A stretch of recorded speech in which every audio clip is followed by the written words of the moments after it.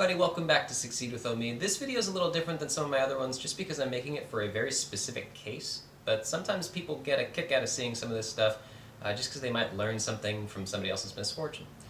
The person I was just talking to, though, has an elevated clavicle over here and a forward shoulder position. It's led so much nerve pain through here down the arm, and it's also starting to cause all sorts of bone-on-bone problems and everything's starting to get bad. So much so that there's been surgery, and she's worried that there might actually be a rotator cuff tear in there as well. So this is kind of the position that we get to. And it's interesting because on that side of the body, everything's fine, but over here, shoulder comes forward and everything's here now. Rightfully so. Physical therapist said, hey, push the shoulder back. But here's the problem. What about up here? We didn't really address any of that sort of stuff. And then all of a sudden, what about down here? We didn't address any of that sort of stuff. You've been watching my videos long enough, you know that, hey, the whole body doesn't work as a unit, right? There's nothing in the body that works in a vacuum. So sure, we can get the shoulder blade back and down in one position, then we grab a doorknob and pull and it comes through here, and we need to start teaching the shoulder how to actually get through some of the ranges of motion we want. Now, rotator cuff. It's not a strength muscle system. It's a stabilizer muscle system. We need to teach it how to stabilize through a range of motion and allow the strength muscles to take back over in better positions. The other thing we also want to talk about in this case is that this person tends to be on the computer quite a bit and leaning on that arm. So I want to get out of that position.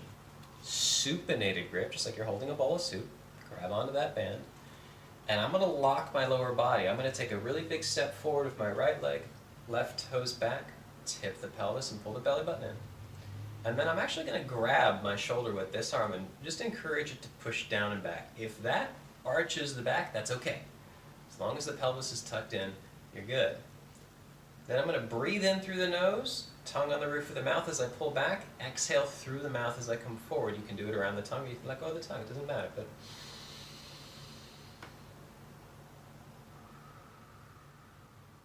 And that's it. It's a very light band that I'm using for this because I want to get to about 35 to 40 repetitions. And as I do this, I'm actually allowing my chest, sternum up, to rotate slightly and come forward. If the shoulder comes forward here, that's even better. Just don't break at the back. Because now what I'm doing is I'm teaching my rotator cuff how to stabilize through rotation, depression, and retraction. Or basically pushing backwards, getting the shoulder blade to touch the spine and coming down toward the butt. And that's really what we want to do. We need to rehabilitate the shoulder with lots and lots and lots of repetitions, teach the stabilizers how to stabilize, the pullers how to pull, and everything will be just fine. The other thing we also want to do is really get through a lot of the neck tension here that tends to pull the shoulder forward in the first place. It's not just the traps over here. Sometimes it's the front of the neck over here, the collarbone being out of place. But we can also go after that. It's just some basic stretches that I have other videos on. So that's it for this one.